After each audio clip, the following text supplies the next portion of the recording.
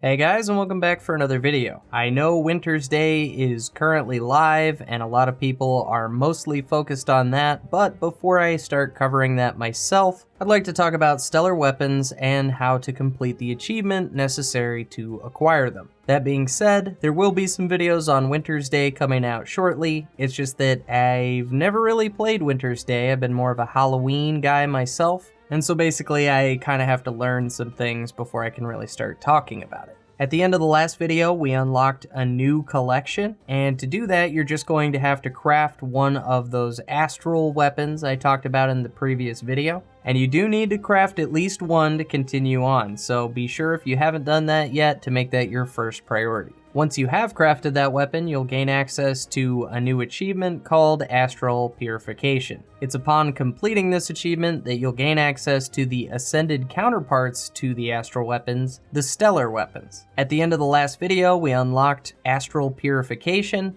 and with that actually comes a mail, or at least it should come with a mail, giving you Yasna's notes to get started. If you've since deleted this mail or misplaced the item, just return to Yasna herself and she'll give you another copy. Now put simply, the Astral Purification achievement only requires you to gather up some crafting materials, take them down to the Sunspear Sanctuary, and turn those into an NPC who will give you a series of mirrors that you will then need to place all over the Domain of Istan map. Seeing as how all you need to do is have the materials, I'm just going to tell you what those materials are now so you can do it all at once. Unlike the previous achievement, this can be done as fast as you can do it rather than requiring a 7-day adventure. So for a shopping list of all the items that you'll need about 70 orichalcum ingots, 70 powdered rose quartz, 35 globs of ectoplasm, and about 3 of each of the tier 5 lodestones. If you guys are unfamiliar with the lodestones, that's your charged, corrupted, crystal, glacial, destroyer, molten, and onyx lodestones. All of these items can be obtained on the trading post, so I'm not going to cover much of how to get each one. A lot of these are also pretty self-explanatory. So once you have all of these items, and you have all of these items in your inventory, go ahead and head to the Sunspear Sanctuary. If you've played the story but forgotten how to get down there, we need to head back to that heart vendor just to the north of the Astralarium, and it's there that we can gain access to the forbidden section of the library. It's here that you're going to need to open a book about Nightfall, and you can actually just skip to the last page and enter the secret Sunspear base. Inside the base, you're looking for someone named Uisul. I think I'm pronouncing that right. This NPC will allow you to turn all those materials in your inventory into the mirrors we need. As a little sidebar, you can do these all very quickly, and when you do it pretty quickly, sometimes the NPC just won't make a mirror for you, so just be sure you have all the mirrors you need before you move on to the next step, or you'll have to come back just to get a mirror. Alright, so now that we have all of the materials necessary, we need to start placing the mirrors. Keep in mind that a lot of these mirror locations are pretty high up, so you're going to be jumping up a lot of rocky terrain in order to get to some of these areas. So for the first 3, go ahead and head over to Champion's Dawn Waypoint.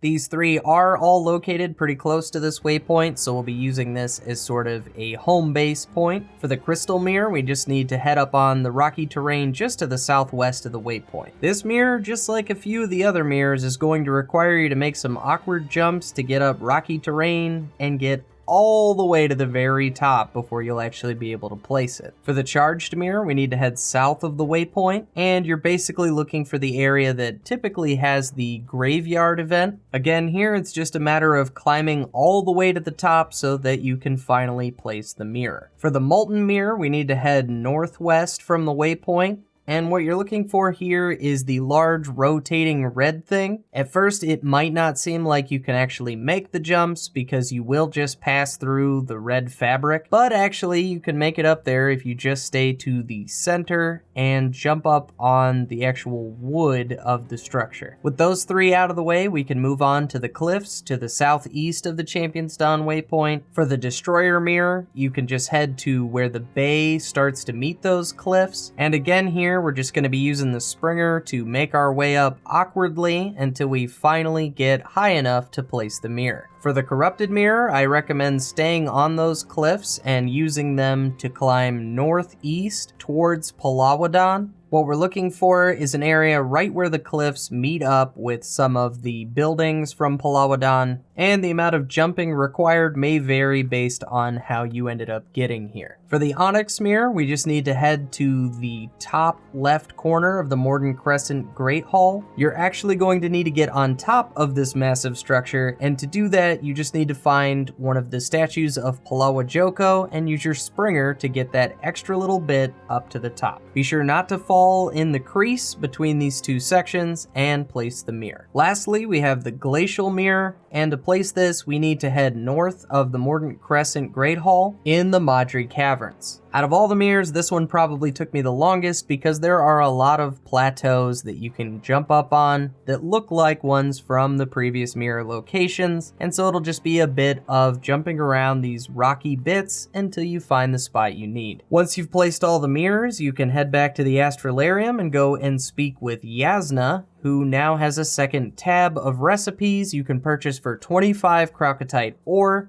and these are all Ascended recipes. Now, the components required to craft any of these Ascended versions is basically the same as any Ascended weapons you've crafted in the past, only instead of a Vision Crystal, it will require an Irradiated Vision Crystal, and luckily you're actually awarded one of these for completing the Astral Purification achievement. Now, just like with the exotic version, you're going to need Spear Marshal stats, but unlike the exotic version, you can't just discover this recipe, we actually need to track it down. To unlock this Ascended recipe, there are several heart vendors in Path of Fire that you can complete and then purchase this. I personally prefer to use Priest Hakim at the Cormyr Temple waypoint in the Crystal Oasis. I prefer this because this heart is pretty easy to complete. All you have to do is gather up some medical supplies and help a few folks out, and you can use the vendor. Once you've completed the heart, you can pick up the recipe for 1,000 trade contracts and 100 Eyes of Cormyr. Just be sure to buy the inscription and not the insignia like I did because I'm dumb. Once you have all the required materials, you can throw all this together to get yourself a stellar weapon skin, and this time, since we're crafting something Ascended rather than just scrapping the item, obviously, we need to go ahead and swap those stats to something we'll actually use, and then just use the skin that we just unlocked. Now, as I said, you do get an Irradiated Crystal just from completing the achievement, but you're probably going to want more than just this one, or you might at the very least, and in order to get more Irradiated Vision Crystals, you're going to need to take 50 Crocotite ore,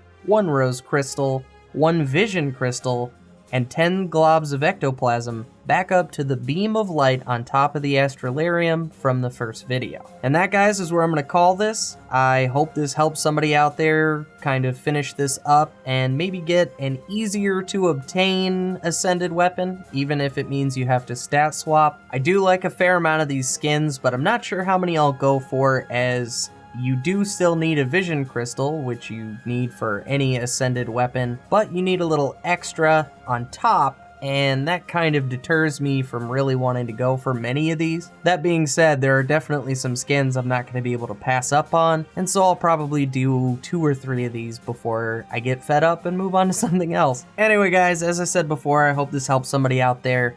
Thank you so much for watching, and I'll see you in the next one.